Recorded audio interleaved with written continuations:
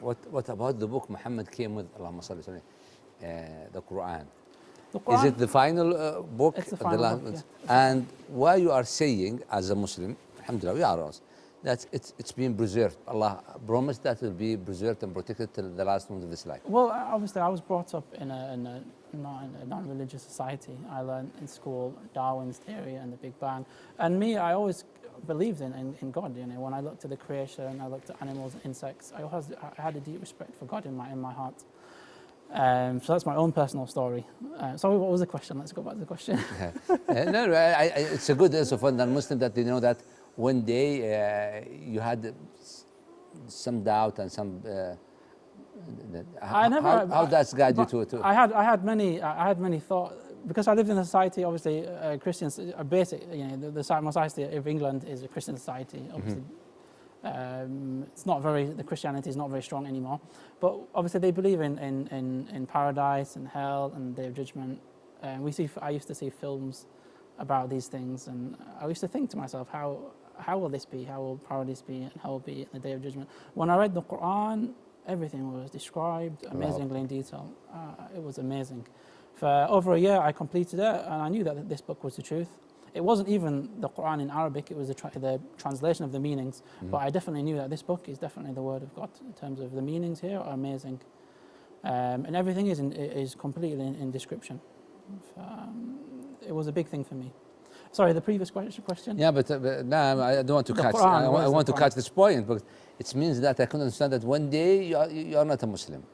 At the beginning, I didn't know about Islam, obviously. I didn't know about Islam. The first time I read the translation of the Quran was when I was 20 in university.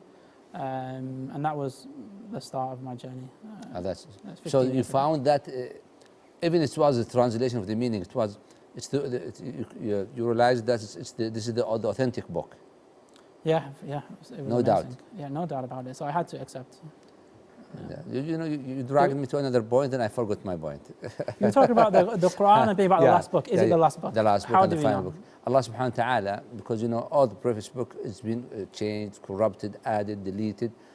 Why we are saying that Quran is being preserved by Allah subhanahu wa ta'ala?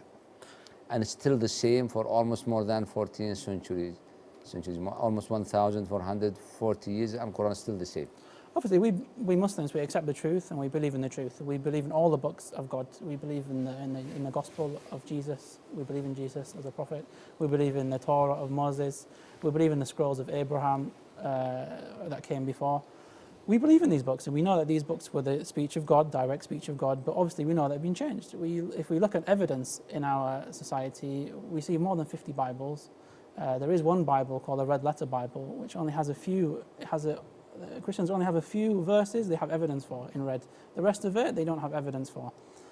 When you look at the Quran, it speaks for itself. It's never been changed. We have parts in Birmingham, in a museum in Birmingham, we have parts of the Quran that are carbon dated to be 1,370 years old. From people in my country, from Manchester University. We know that the Prophet came 1,444 years ago. We can see it's not been changed one letter. That's the miracle. And it's mentioned in the Quran that Allah is the one that preserves His message. It won't be changed, which it hasn't been. So we have to accept.